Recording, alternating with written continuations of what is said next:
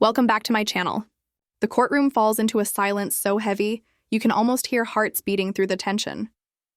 The judge leans forward, the crisp sound of paper breaking the air as he picks up the ruling sheet. And in that exact moment, Kody Brown's face drains of color. Robyn's hands begin to shake beneath the table. What's about to unfold isn't just a legal decision. It's the moment the entire illusion of SisterWives unity collapses in front of the world. If this were still a TV show, the cameras would have caught everything. Kody Brown, his hair slicked back with too much product, sitting stiff in a suit that doesn't quite fit, both literally and symbolically. Robyn sits beside him, mascara smudged, whispering frantically, words only he can hear. Across the room sit Mary, Christine, and Janelle, not together but not apart either. There's no trace of family left. This isn't counseling. This isn't therapy. This is war. The scent of polished wood and cold paperwork fills the courtroom as the clerk's voice echoes, Case number 04977B, Brown versus Brown. A ripple runs through the crowd. Journalists, onlookers, even diehard fans who somehow found their way inside. Everyone knows this is the trial that could destroy what's left of the Brown Empire. The lawsuit wasn't supposed to go public, but once it leaked, headlines exploded. Kody and Robyn accused of $3 million family heist. Luxury mansion tied to polygamous collapse. But the real scandal wasn't the money, it was the betrayal. Christine and Janelle had seen the red flags first. Once Christine left spiritually and Janelle legally, both started asking the same question. Where did all the TLC money go? They'd been filming for years, millions in revenue. But when they asked for their share, Kody always had an excuse. Meanwhile, Robyn was living in a $900,000 home in Flagstaff, while Janelle rented a small house and Christine barely scraped by. Then came discovery, tax returns. And there it was. Bank accounts under Kody and Robyn's names only. LLCs filed without consent. Family funds rerouted through Brown Family Enterprises, a shell company none of the wives ever approved. The attorney for Christine, the unshakable Laya Hansen, rises. These are not divorce proceedings, she begins. These are about financial abuse, manipulation, and the silencing of women who placed their trust in the wrong hands. Kody shifts uncomfortably. His lawyer, fresh-faced and nervous, mutters an objection. Inflammatory language, Your Honor. The judge's voice cuts clean. Comments noted. Proceed. And from that moment, the tone is set. Laya's pacing before the jury. You'll hear from accountants. You'll see the transfer records. And you'll read the texts where Mr. Brown himself tells his wives, "Don't worry about the money, Robyn handles it now." But they weren't handling it. They were hiding it. Robyn grips a tissue, her lip trembling. Christine, called as the first witness, walks to the stand, composed, resolute, transformed. The bubbly TV personality is gone. This is a woman seeking justice. When did you first suspect something was wrong? The lawyer asks. Christine's voice is steady. When I moved to Utah, I asked for access to the family account to pay for Truly's school. Kody said there was a holdup. Then Janelle called, same story. Was that normal? Not at all, Christine says. Kody always explained things before. Then suddenly it was, ask Robyn. And Robyn? She'd just say, I'll check on it. But the money never came. The screen lights up with a bank record, an $18,000 transfer from the family TLC account into something called Soul Pay Holdings. Christine's eyes darken. That was the same week we were told we were broke. The courtroom exhales sharply. The trail of deceit is out, and it leads straight to Robyn. Before anyone can process, another exhibit flashes on screen, a text from Kody to Janelle. Don't worry about rent this month. Robyn's paying it all. Just trust me, this is for the best. The judge's gavel slams. Recess, but Kody can't stay quiet. He stands suddenly, his voice cracking. This is a witch hunt. I built this family from nothing. These women knew what they signed up for. You're tearing down everything we stood for. The judge slams the gavel again. Mr. Brown, sit down. But the jury has already seen what they needed to see. Kody's mask cracking in real time. Christine passes his table on her way out. She doesn't even look at him. Her words are low, lethal. You didn't just betray our marriage, Kody. You betrayed our trust. Next hearing, Janelle's testimony, and the forensic audit that could expose every hidden account Robyn ever touched. Outside, cameras flash as the wives leave together. For the first time in years, they walk in the same direction. Because now it's not about who Kody loved more. It's about who we lied to the longest. It's about who we lied to the longest. The air inside the courtroom is heavy, charged, but calm. Everyone knows what today means. Today, Janelle Brown finally gets her turn to speak. And she isn't walking into this courtroom empty-handed. Kody leans into his lawyer, whispering something under his breath. Robyn's eyes are downcast, flipping through a notebook she hasn't written a single word in. The tension between them is almost visible, like a glass about to crack. Christine and Janelle's attorney, Leah Hansen, steps forward once again. Her tone is cooler this morning, but sharper, more deliberate. Your Honor, she begins, today we will show that Mrs. Janelle Brown was not only denied access to family money, but deliberately misled into financial decisions under false pretenses. Choices that benefited Mr. and Mrs. Robyn Brown. And no one else. The judge nods. Proceed. Janelle walks to the stand. Calm. Focused. No glance toward Kody. She doesn't need to look at him, because she already knows what he's become. State your name for the record. Janelle Brown. And your relationship to the defendant? I was his second wife. Spiritually married for more than 25 years. Leah takes a step forward. Were you ever part of the legal or financial decision-making for the Brown family business? Janelle's answer cuts through the room. No, Kody always said it was too complicated. That he and Robyn would handle it. Leah continues, and did you ever see the official business records? Janelle nods slowly. Finally. But not from him, the audience murmurs. Then click. A screen flickers on behind the judge. It's a scanned document, a deed transfer agreement. This, Leah says firmly, is a transfer of money from the Coyote Pass land account into a personal account in Robyn Brown's name, dated May 14th, 2022. She turns to Janelle. Do you recognize this transaction? Janelle inhales deeply. That was the same day I was told there wasn't enough money left to build my home. Gasps echo through the courtroom. Even the jurors shift uncomfortably. Leah steps closer. And how did you find out? Janelle reaches into her purse. Her hand is steady as she pulls out a printed email. This, she says, was sent to me by mistake. It was forwarded by Kody's assistant. Leah takes the page and begins to read aloud. It's an email thread, Kody and Robyn, discussing how to quietly move Coyote Pass funds into Robyn's mortgage account. Robyn, I'll transfer the CP money into your Wells Fargo today. We can't delay the Flagstaff lender any longer. I'll tell something to Janelle. Just give me time. The courtroom falls silent. Robyn's face goes pale. Kody's jaw tightens. Your Honor, Leah says. We'd like this email entered into evidence. Admitted, the judge replies. But Janelle isn't done. There's more, she says, her voice growing heavier. She reaches into a small envelope and hands a USB stick to the bailiff. On this drive, she continues, is a recording. A phone call from March 2022. The court listens as the audio plays. Kody's voice, unmistakable. If we act quickly, we can transfer the remaining land equity and just tell Janelle the city held up permits again. She'll believe it. She always believes it. Then Robyn's voice, cold, calculating. She's going to snap soon. We need to move fast before Christine catches on. The jury stares in disbelief. One juror actually shakes their head. Kody's lawyer stands abruptly. Your Honor, that was a private conversation. But the judge has already leaned forward. It was recovered legally. Overruled. Kody mutters something under his breath, half growl, half denial. Janelle doesn't flinch. Leah's tone softens. Janelle, how did it feel hearing that for the first time? For a brief moment, Janelle's voice trembles. It shattered me, she says quietly. I gave that man decades, raised children in poverty on promises he made. And to hear him talk about me like that, like I was disposable, she pauses, her voice breaking, but only for a second. I felt dumb. And I don't get dumb easily. Leah lets the silence breathe, lets the truth hang heavy in the room. Did you confront him? Yes, Janelle says.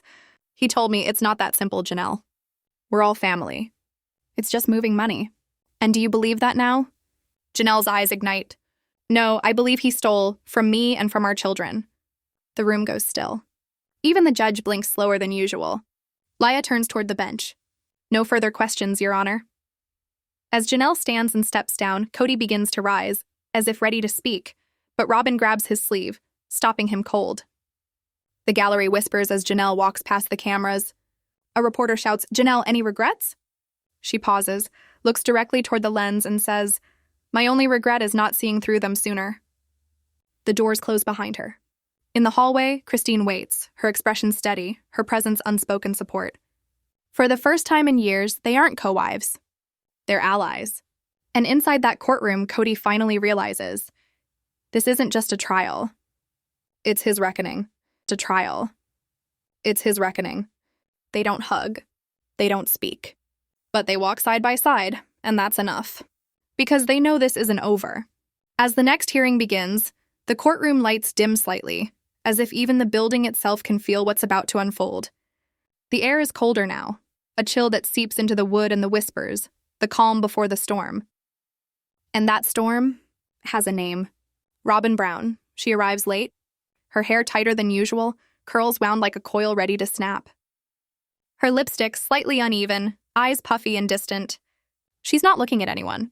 She's bracing, for impact. Her lawyer whispers something. Robyn nods, robotic, clutching a handful of tissues like they're her last defense. Kody doesn't speak to her. For the first time in weeks, the man who once strutted into court like a patriarch now sits slouched, massaging his temples. The mask has slipped.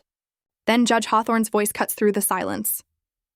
Mrs. Robyn Brown, the court would now like to hear your testimony. The room tightens. Every spectator, every journalist, every ex-wife leans forward. Robyn rises, shaky, pale, trembling. Her voice cracks before her words even form. I never wanted this. But wanting doesn't matter anymore.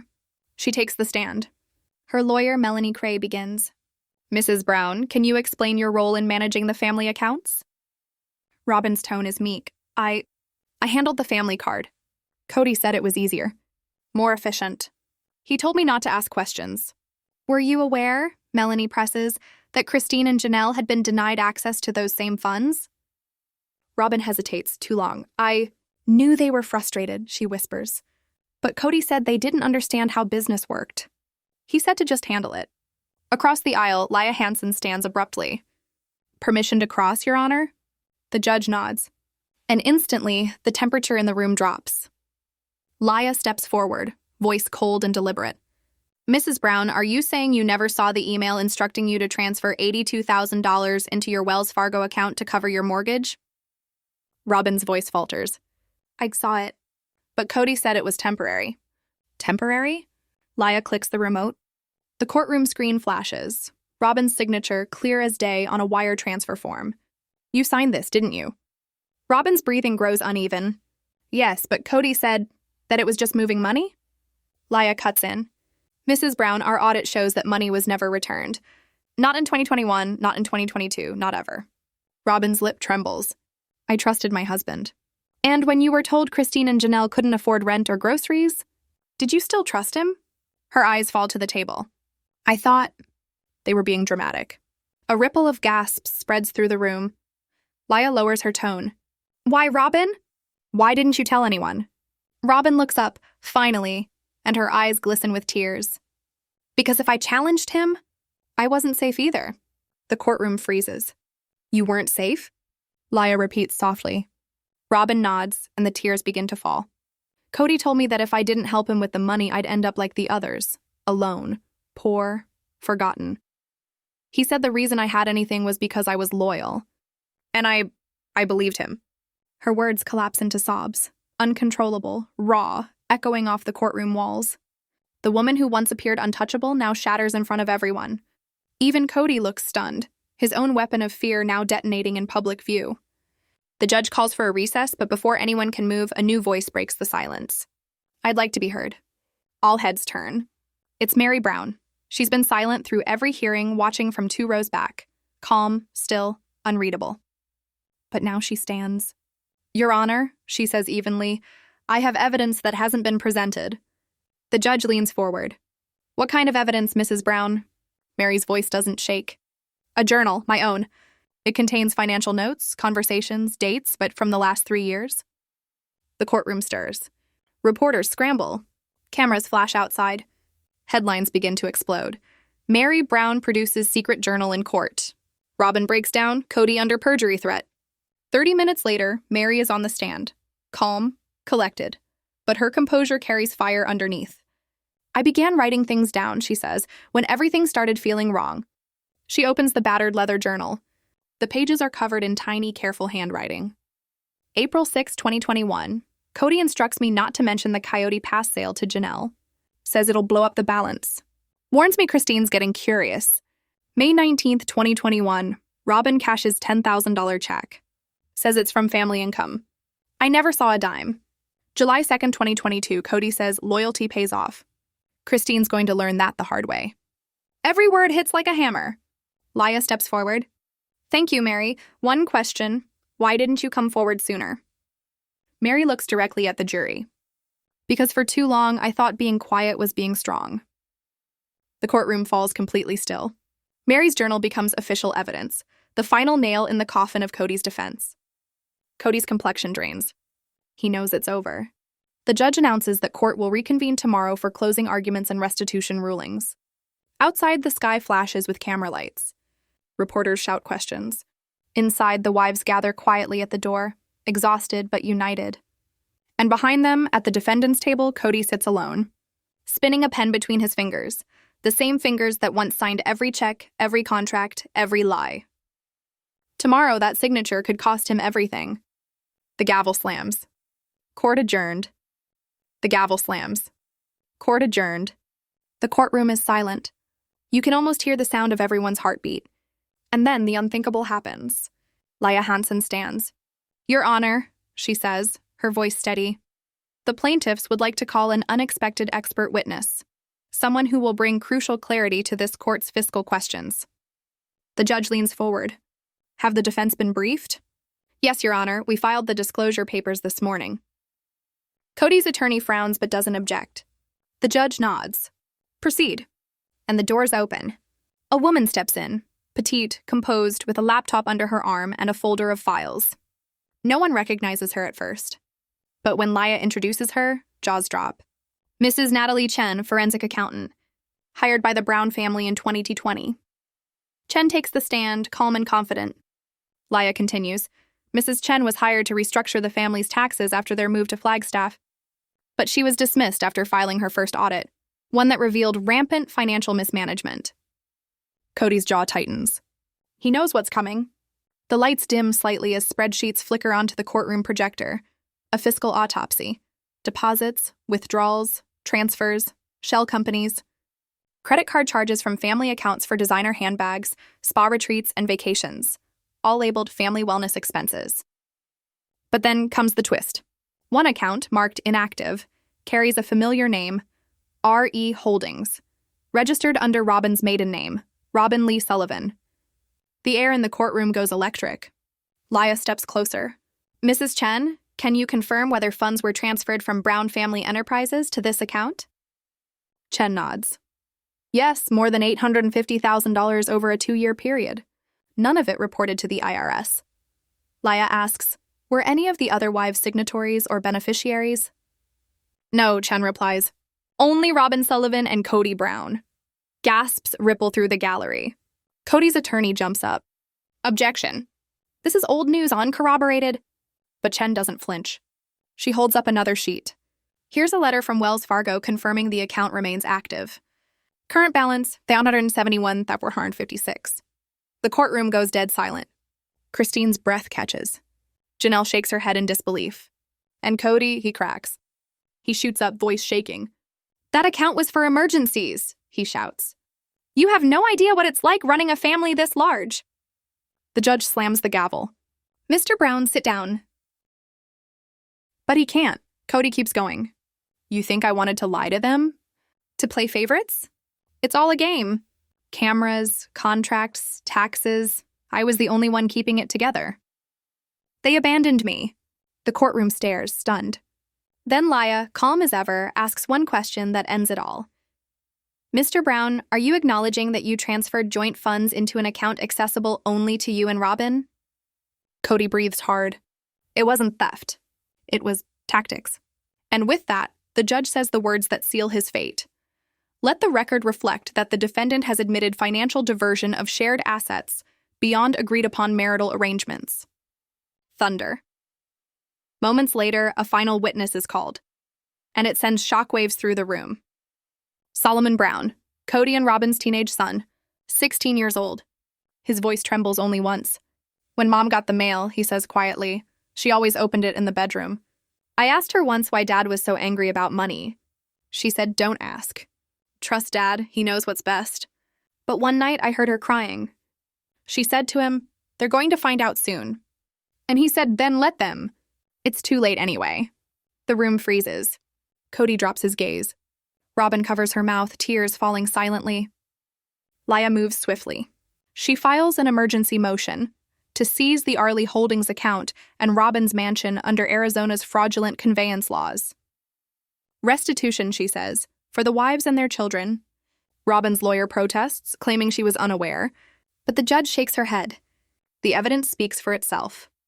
By the next morning, the courtroom is packed. Even TLC producers have arrived stunned. Judge Hawthorne calls order. We are now in final proceedings for Brown versus Brown. Laya rises, calm, controlled, devastating. What you've seen, she begins, isn't just greed. It's systemic domination, financial abuse disguised as family unity. These women, she gestures to Christine and Janelle, gave their lives to build something sacred. What did they receive? Lies, emptied accounts, a luxury home they could never enter. This isn't hate, it's justice. The gallery sits frozen as her words sink deep. Kody's lawyer tries to argue intent to soften the blow, but the jury isn't moved. After only 90 minutes of deliberation, they return. The verdict: Kody and Robyn Brown are found legally responsible for the concealment and misuse of joint family funds. Restitution, $327,000 to be distributed among the wives and their children. The courtroom gasps. And then one last blow. Judge Hawthorne orders the seizure and sale of the Flagstaff mansion. All accounts tied to Arley Holdings frozen. Kody looks like he's been struck. Christine closes her eyes just once and breathes out. The gavel falls. Court adjourned. Outside, cameras swarm the courthouse steps. Christine, Janelle, and Mary descend together. No longer sister wives. No longer silent. Survivors. Free. And hours later, in the soft light of a Utah evening, Christine stands alone outside a farmhouse, a new deed in her hands. Her name, and only her name, on the title. She signs, smiling through quiet tears. Her phone rings. "It's Janelle," the voice says. "You ready?" Christine looks out across the horizon, the sun setting on everything that once was. And she answers softly, "I am now. I am now." The courtroom battle may be over, but Christine Brown's story is just beginning. "Almost done," Janelle says as Christine packs up files from the foundation meeting. "You sure about this?" Christine smiles. She's sure. This was never about the cash. It was about creating a life without him. The next morning, cameras gather outside her new home. A new chapter begins. Strong Sister Rising, a non-profit legal resource center for women escaping high-control spiritual relationships, funded entirely by Christine's portion of the settlement. A movement by women, for women. Christine's the public face of it. Janelle joins the board. And in a twist nobody saw coming, Mary donates $25,000 anonymously. Meanwhile, back in Flagstaff, Kody and Robyn are collapsing under the weight of their own empire.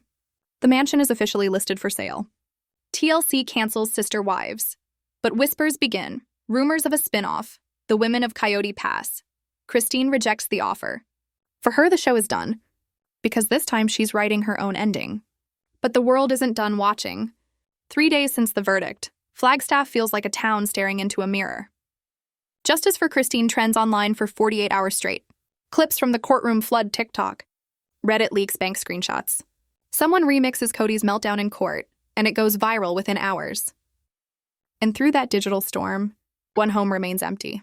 Robyn's mansion, the one she swore brought her peace. Now it's just a shrine to silence. Christine, meanwhile, stands outside the now-abandoned Coyote Pass property. The dream once drawn on paper, 5 homes, 1 family, now fenced off and eroded by time. She doesn't cry. She doesn't smile. She just stands there, holding an envelope.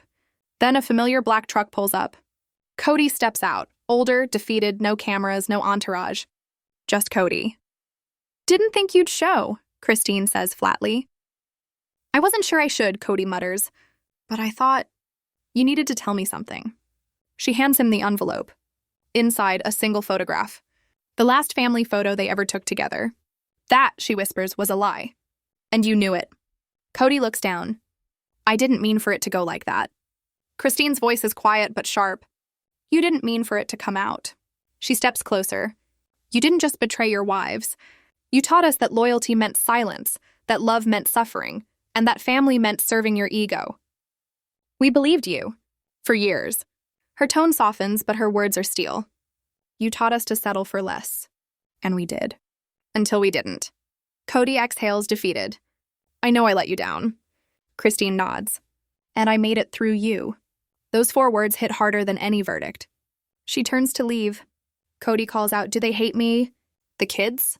Christine pauses. They want peace, she says. That's not the same as forgiveness.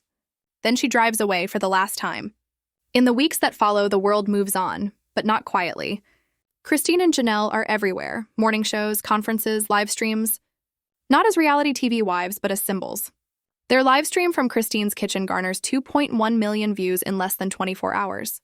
We held our tongues for so long, Christine says tearfully, because we were trained that to speak was to divide. But the truth is, silence was the betrayal. And the internet listens. Mary, too, reemerges. Her memoir, the first to stay, debuts to instant acclaim. And behind the scenes, Christine's paralegal uncovers a chilling discovery. One of Robyn's shell companies opened an account in Solomon Brown's name, her underage son. Technically a federal crime. Emails confirm it was Robyn's idea. Christine is heartbroken.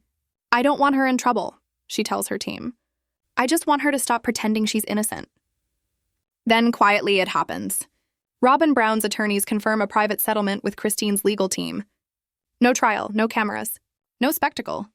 But the terms are devastating. Robyn surrenders her stake in Coyote Pass, pays $275,000 in restitution, and forfeits all future rights to the SisterWives brand. No confession, no apology. Just one truth, Robyn is finished. And as the dust settles, Christine and Janelle reunite in Utah. 2 mugs of coffee, 2 free women, 1 shared silence. Then Christine looks up.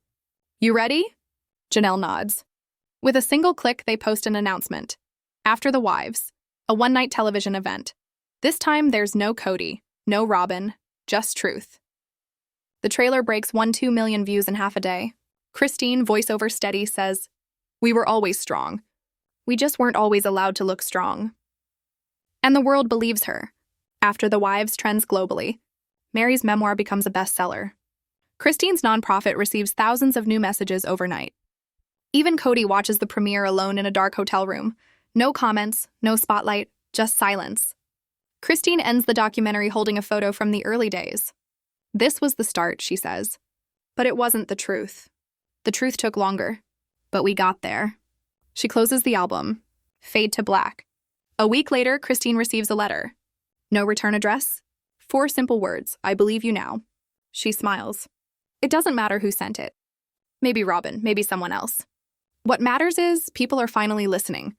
Strong Sister Rising expands into 3 states. Mary donates her book profits to fund legal aid for women in polygamous households. Janelle launches a program called Balance After Betrayal. And Christine, she declines a book deal. Because for the first time in her life, she's not performing. She's just living. One afternoon, Truly asks her, do you miss them? Christine breathes in the open air. I miss who I thought they were, she says softly. But I don't miss who I became trying to please them. Truly smiles. And in that moment, no verdict, no payout, no headline could ever equal that kind of peace. So now it's your turn. What do you think? Was justice truly served?